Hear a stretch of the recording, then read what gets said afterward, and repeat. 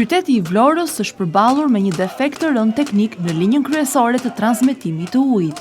Për këtë situatë, në sallën e teatrit Petro Marko, ku Bashkia e Vlorës kishte organizuar të dielën në mbrëmjen gala, qytetarët e Vlorës të mbështetur nga partitë e opozitës protestuan përpara teatrit me bidona në duar, duke mos lejuar spektatorët të futeshin brenda për të ndjekur shfaqjen.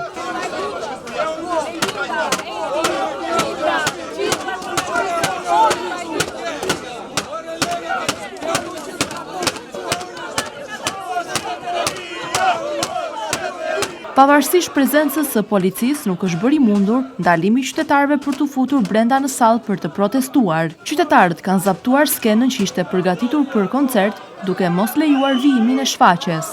Ata kanë ndërprer një mbrëmje gala të organizuar nga Bashkia Vlorë në teatrin e qytetit Petro Marko të dielën mbrëma, duke shpërthyer dyert e ambientit dhe përplasur me policin.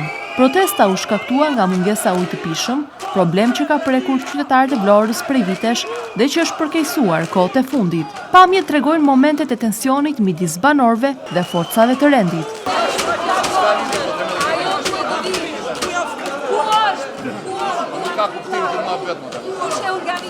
Drejtori i teatrit Petro Marko të Vlorës, Artur Dhamo, foli në skenë duke theksuar se kjo situatë e jashtëzakonshme nuk duhet që ta natemojë artin. Dhamo kujtoi pandeminë e Covid-19 që qytetarët gjetën qetësinë tek arti, duke u thënë qytetarëve që protesta nuk është rruga e dur në një institucion të artit, sikundër është teatri. Unë jam një nga ju që të përjetoj një situatë, por nuk më duket shumë e drejtë që kjo çështje, kjo kaos, kjo situatë e jashtëzakonshme të anatemojë artin dhe për më tepër teatrin Petro Marko.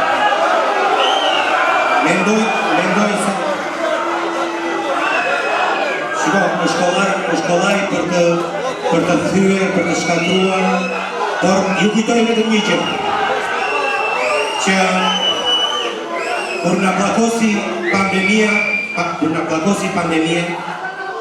që në një farë mënyrë dhe situata e ujit unë do ta quaj një situatë jashtëzakonshme, sepse jam një nga ju, të gjithë të pak shqetësi dhe shpresë pikërisht e ato copza arti që mundohesh në artistë të tjetër. Dhe unë nuk mendoj se kjo është si dia drejtë.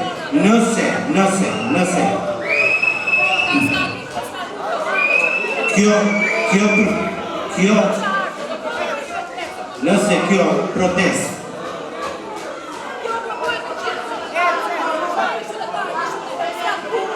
atëre unë flas këtu me